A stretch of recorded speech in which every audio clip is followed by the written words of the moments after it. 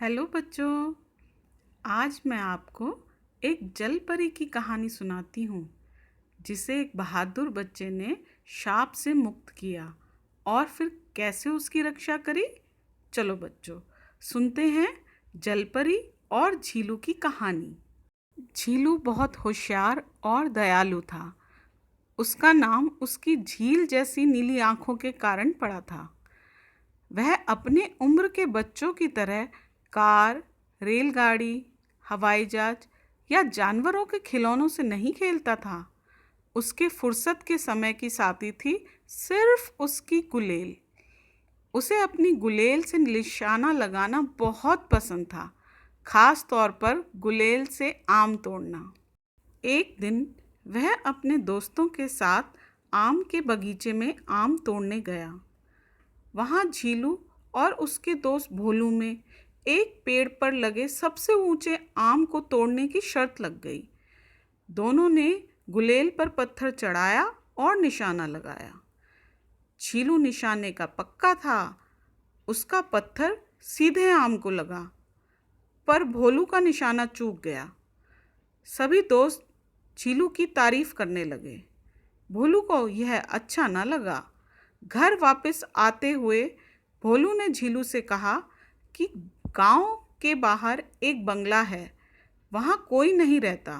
उस बंगले में एक आम का पेड़ है जिस पर बड़े बड़े आम लगे हैं। तू वहाँ अकेले जाकर सब बच्चों के लिए आम लेकर आ, तो मैं तुझे मान जाऊँगा। फिर क्या था, झीलू ने गुलेल जेब में डाली और चल दिया बंगले की ओर।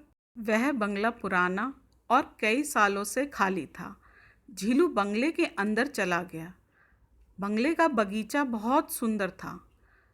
बगीचे के बीचों बीच एक छोटा सा तालाब था जिसमें बहुत ही सुंदर जलपरी की मूर्ति बनी थी। झीलू ने मूर्ति को देखा तो देखता ही रह गया। पर ये क्या, झीलू ने देखा जलपरी तो रो रही थी। उसे जलपरी का रोता हुआ चेहरा अच्छा नहीं लगा। वह मूर्ति के पास गया और उसके आंसू पोंछने लगा। आंसू पोंछते ही जलपरी की मूर्ति मुस्कुराने लगी। यह देखकर भोलू हैरान हो गया। और ये क्या, देखते ही देखते सारा बगीचा एक समुद्र में बदल गया। झीलू हैरान था कि ये क्या हो रहा है। सारी तरफ पानी ही पानी था, पर झीलू आसानी से सांस भी ले पा रहा था।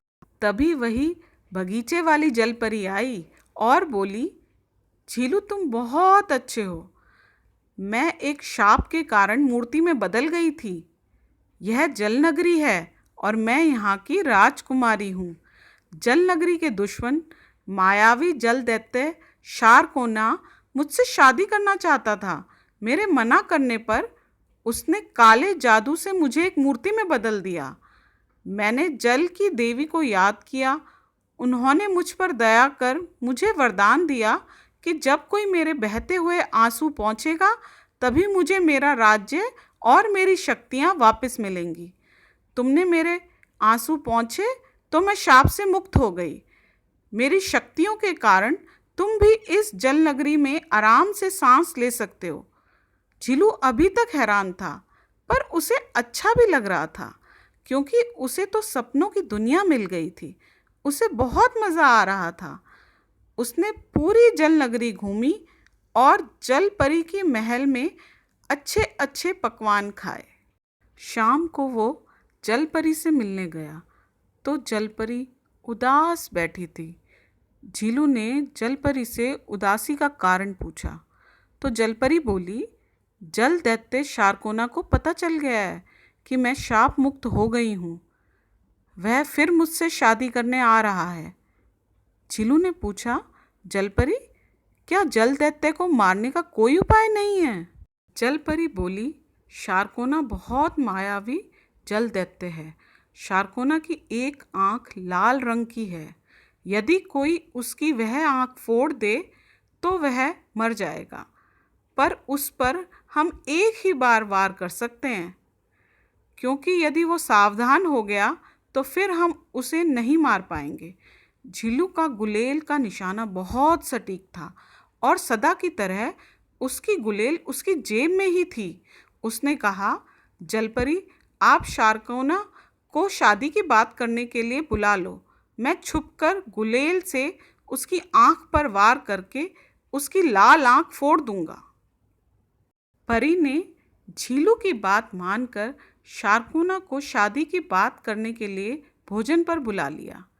खाने की मेज पर जहाँ जलपरी बैठी थी, उसके पीछे एक बहुत बड़ा फूलदान रखा था, जिसके पीछे झीलू छिपा था।